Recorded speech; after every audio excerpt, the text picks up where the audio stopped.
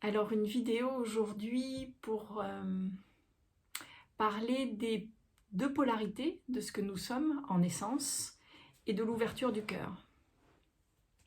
En fait, nous sommes la conscience et la présence. Nous sommes la lumière et l'énergie. Nous sommes le yin et le yang. Il y a toujours deux polarités, en fait, peu importe quelle porte d'entrée ou quelle voie spirituelle ou mystique on prend. Il y aura toujours, nous serons toujours deux faces, en fait, de la même pièce.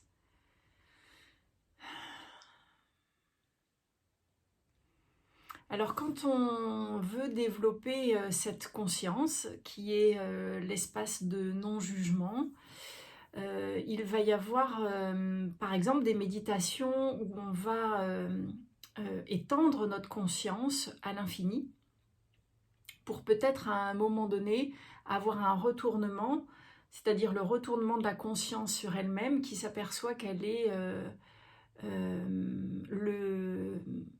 le vide plein de tous les potentiels.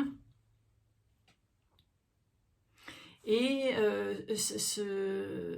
cette voie-là peut avoir un écueil sur le chemin spirituel, c'est une fuite. Parce que ce qui est désagréable à vivre, on a tendance plutôt à le fuir que de l'accepter. Donc, ces méditations ou cette envie d'espace de conscience infinie et de nos limites peut être un espace de fuite.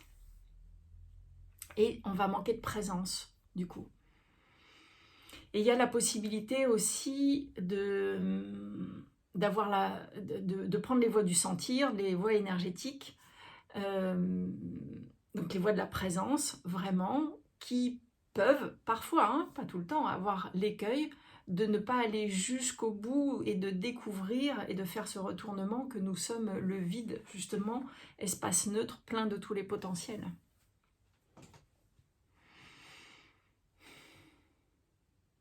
Et en fait, l'ouverture du cœur va se faire avec le mariage de cette conscience et de cette présence. Cet endroit de croisement de la croix, pour le coup, c'est vraiment le mariage de cette conscience infinie non-jugement et de cette présence. Et pour être présent complètement dans son cœur et dans son corps, c'est qu'il n'y a pas de pleurs, sûrement, il n'y en a plus en tout cas, et il n'y a plus de peur, il n'y a que de la confiance.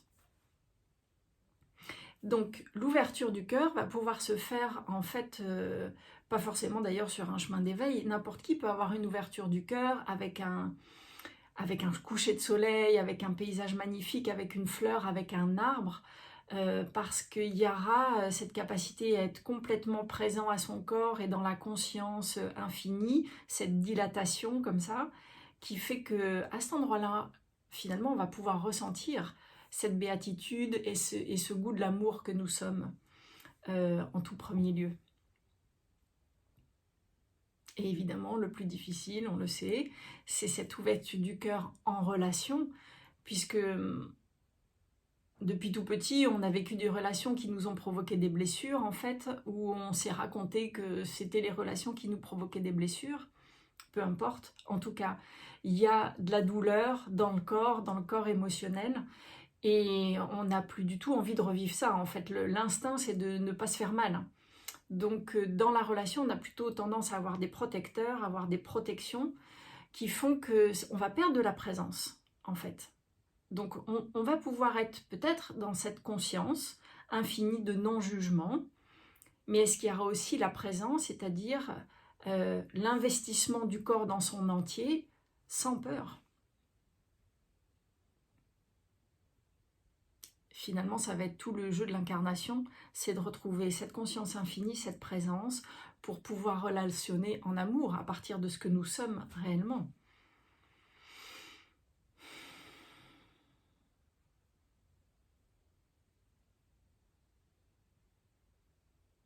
Voilà pour aujourd'hui.